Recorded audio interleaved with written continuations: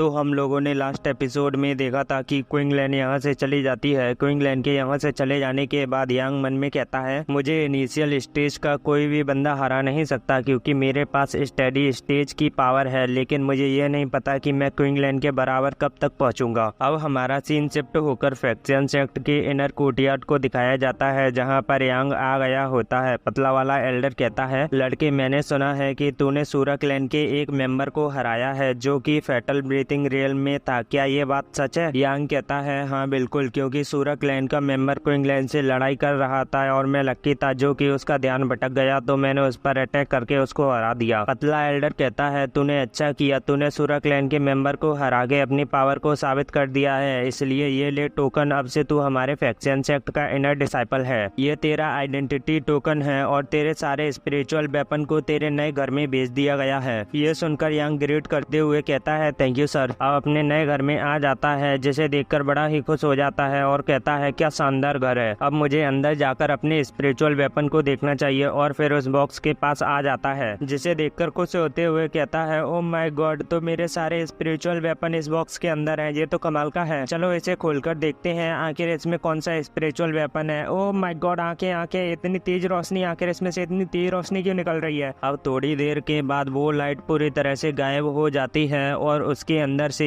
एक बुक निकलती है, जिसे देखते हुए कहता है, ये तो हीट सन जीफू स्किल है जिसे फ्रैक्शन सेक्ट के फाउंडर ने क्रिएट किया था। इस स्किल का यूज करके कोई भी पर्सन अपने जीफू को रिफाइन कर सकता है। ये तो मेरे लिए बड़ी ही अच्छी चीज है। जीफू इथेरियल है, लेकिन ये मेरे ब्रेन में मौजूद है। अगर मैं जीफू को खोलना चाहता हूँ तो मेरे पास स्ट्रॉन्ग स्पिरिचुअल पावर होनी चाहिए। मुझे स्पिरिचुअल पावर में महारत हासिल करनी होगी, नहीं तो मैं अपने जीफू को खोल नहीं पाऊंगा। चलो अब इसे स्टार्ट करते हैं। और फिर उसी तरह करने लगता है जैसा कि उस बुक में लिखा था, जिसकी वजह से इसके जीफू में कुछ तो फॉर्म होने लगता है। यांग को अपने जीफू को रिफाइन करते करते पूरे 2 दिन हो जाते हैं। अब हमें 2 बंदों को दिखाया जाता है, जिनमें से एक बंदा कहता है, यांग जब से फ्रैक्शन सेक्ट में आया है तभी से वो कड़ी मेहनत करे जा रहा है। दूसरा कहता है, यही तो कारण है जिसकी वजह से वो बहुत जल्द ही फ्रैक्शन सेक्ट का इनर डिसाइपल बन गया। तो हमें यांग को दिखाया जाता है जो कि अभी भी अपनी जीफू को रिफाइन करने में लगा होता है। अब इसके जीफू को दिखाया जाता है जिसके अंदर वो चीज फॉर्म हुई थी, वो धीरे धीरे टूटने लगती है, जिसे देखकर ये कहता है, मुझे लगा नहीं था कि ये शील्ड इतनी स्ट्रांग होगी, लेकिन कोई बात नहीं, अब मैं इसको अपनी स्वॉर्ड से तोड़ डालूंगा। और फिर अपनी स्वॉर्ड से अटैक कर देता है, जिसकी वजह से वो बॉल जैसी चीज पूरी तरह से टूट जाती है और उसके अंदर से एक पकौड़ा निकल के आता है, जिसे देखकर कहता है, चलो फाइनली ये तो हो गया, अब मेरा जीफू ओपन हो गया है। ये